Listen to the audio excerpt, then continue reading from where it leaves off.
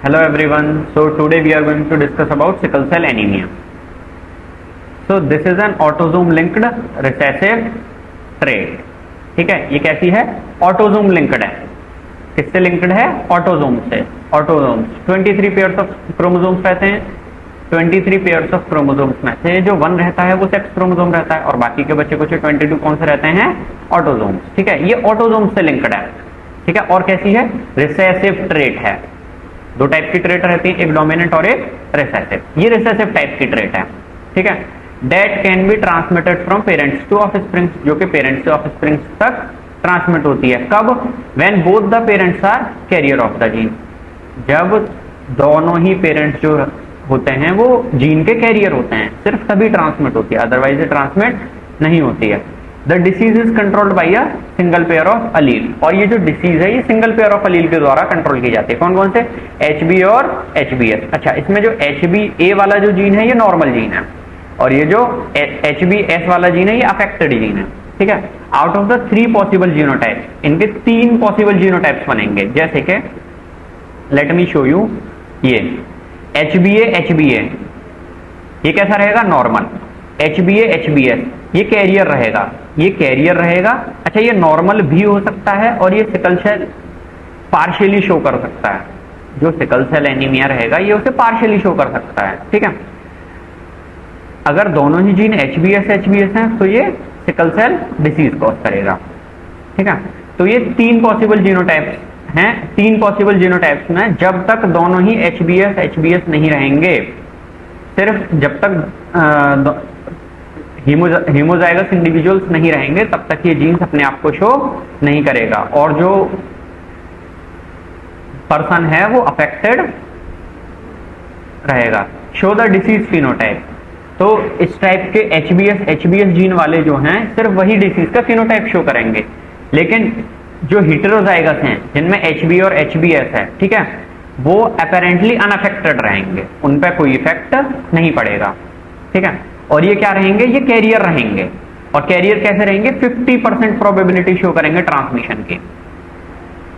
एक पेरेंट से प्रोजेनी तक जो ट्रांसमिशन की जो प्रोबेबिलिटी रहेगी वो कितनी रहेगी? 50% म्यूटेंट जीन की. ठीक है, दस एग्जिबिटिंग सिकल सेल ट्रेट, और सिकल सेल ट्रेट को आगे बढ़ाएंगे. The defect is caused by the substitution of glutamic acid.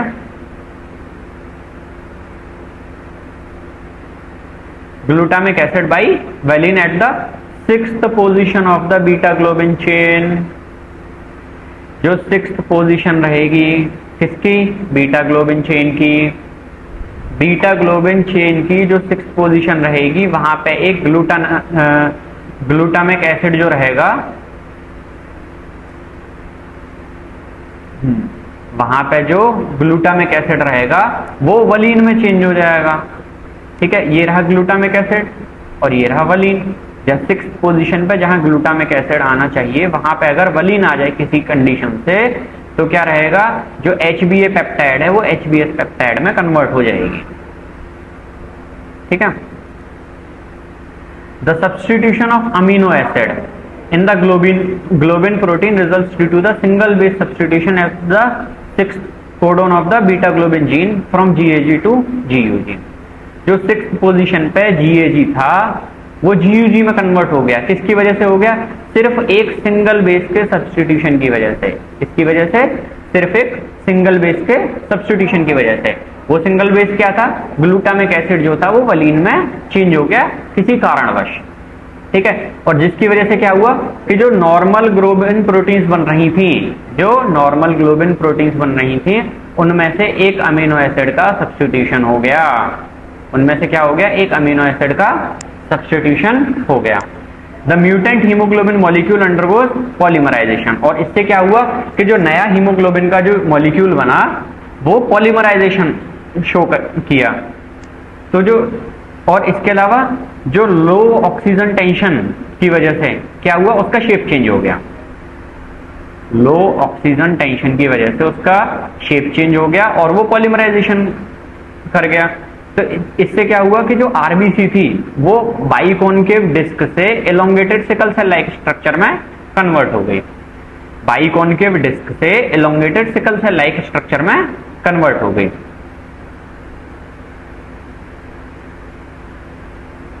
Like as here, ये वाला नॉर्मल आरबीसी है, ये वाला सिकल सेल वाला आरबीसी है। ठीक है, can you see the difference? अगर हम इसे माइक्रोस्कोप में देखेंगे तो ये दिखेगा कुछ कुछ ऐसा, ये वाले सारे नॉर्मल आरबीसीज हैं और ये वाला सिकल सेल का आरबीसी है। ठीक है, और ये होता किसकी वजह से है? ग्लूटामिक एसिड वेलिन में चेंज हो जाता है सिक्स्थ पोजीशन पर।